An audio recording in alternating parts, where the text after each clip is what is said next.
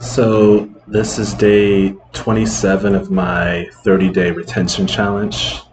So I'm getting pretty close to the finish line. Not that it's going to be finished after 30 days. I still plan on continuing this journey, but I just thought that I turn this into a challenge just to see that I can get to it because it's been a real challenge getting to this point after my 4-month relapse. And I'd like to go beyond that. I actually think that I could have gone further than that, but it was just one of those urges that came up, and I didn't really know how to deal with it. Um, on this journey, you're gonna get lots of energy. You're gonna be filled with lots of energy. You might not need as much sleep, but that doesn't mean it's going to be a comfortable journey.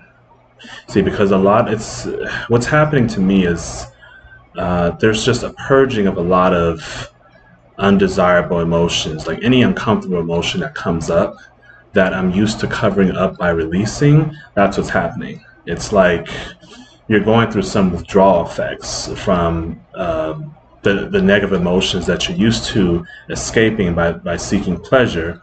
That could be any form of addiction, but um, it could be alcohol or something. It could be drugs, or it could just be porn or just excessive masturbation. So, all the emotions that I used to cover up, through masturbation, because I'm not giving myself that quick pleasure, that quick release, I'm forced to deal with it. So that's what's happening. It's a purging of everything I've suppressed, any feelings of, let's say, rejection, abandonment, fear, grief, shame, guilt, all those emotions that I've kind of just buried are kind of kind of rising from underneath. And so I'm being tested on how I'm going to deal with it. Am I just going to look for that quick release? Am I going to look for that quick comfort? That instant gratification? Or am I just going to learn to sit with the uncomfortable emotion? A lot of us are used to just avoiding discomfort. We carry all this resentment, all this shame, and we don't want to feel it anymore. We don't want to face it. So to escape it, we go to the porn, we go to the pixel screens, we go to, the Instagram, wherever. And so to go far on this journey, you have to learn how to deal with discomfort. By staying on the SR, you're taking away one of the biggest sources of quick release and comfort that you're used to doing. And you're not doing that anymore. You're not constantly releasing. You're not constantly, looking for opportunities to release. So now you're forced to deal with it. That's the part that's uncomfortable about this journey. So you don't always have to be thinking of something sexual, but what triggers some of these lustful temptations is just the uncomfortable emotions that comes from I don't know. It could be from your past, from your childhood. Like I didn't really have very positive experiences in school. When I think of childhood, I just think of my experiences in school.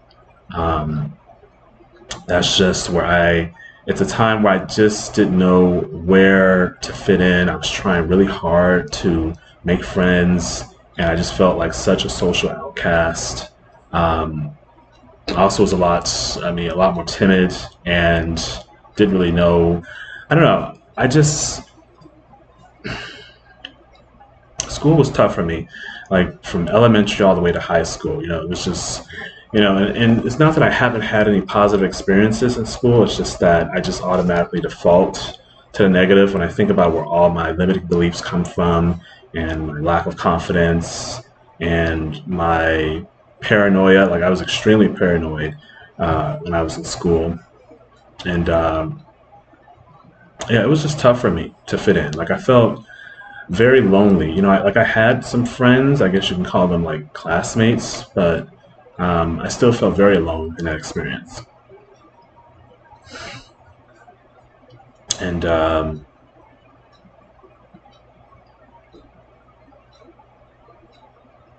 all those emotions are coming up from when I was a teenager.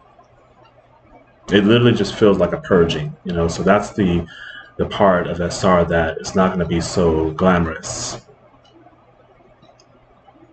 You know, any fears that you have, if you had any people pleasing tendencies, anything like that, any kind of subtle addictions or patterns that you maybe are unaware of, they may start to come up. And so this is what I'm basically forced to do, which is learn to deal with discomfort. Because I was used to. A lot of us are used to running away from uncomfortable situations.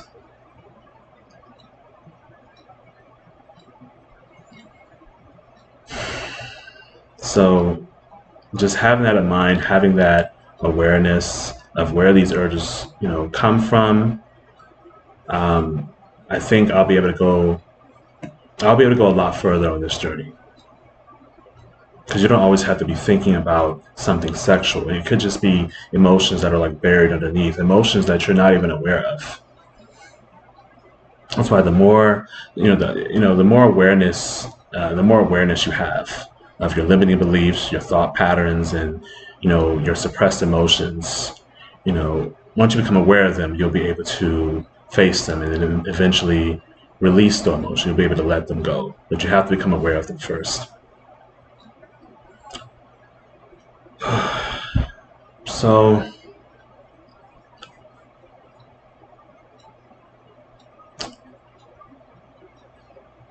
it's just a lot.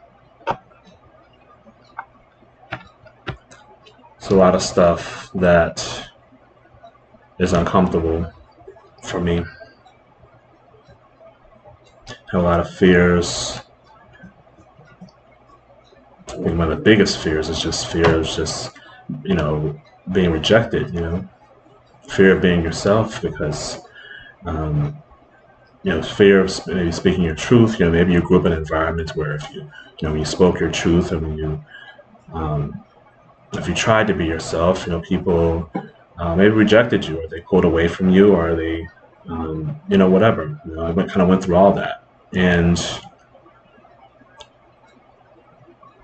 of facing those, because I didn't want to deal with the emotions that come with the rejection. I didn't want to feel that anymore. I would just close myself off to people. Every time people pulled away from me just for me being myself, I just sort of clammed back into my shell, and it just made me not want to open up to people anymore. I lived that way a long time, just completely cut off from my emotions. That way I wouldn't have to feel them.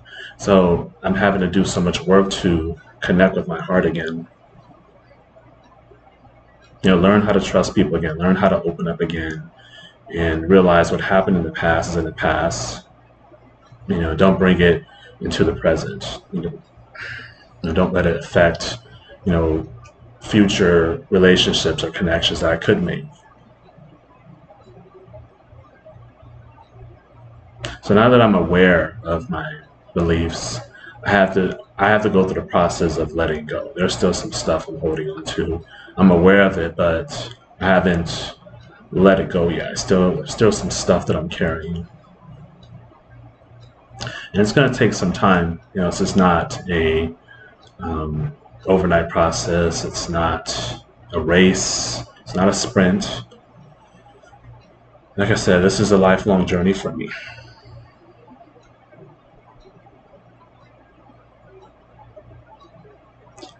So, if you're struggling to retain,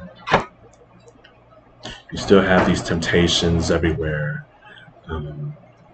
If you keep, releasing after X amount of days, don't worry about it too much. Don't shame yourself. This is not an easy journey. It's something that most men are incapable of doing. And you just have to You need a strong foundation for getting on this journey. Like, why do you want to practice SR? Why are you on this path? Is it to stop watching porn? Is it to stop lusting over women or men? Is it to, what is your reason for it? I think it's important to know your why, just to ask yourself, why are you on semen retention?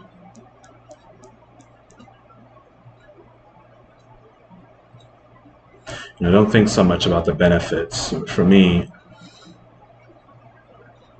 I'm not so much worried about that, but it's just how I'm feeling, as a retainer versus me being a releaser. Instead of releasing 2-3 times a day.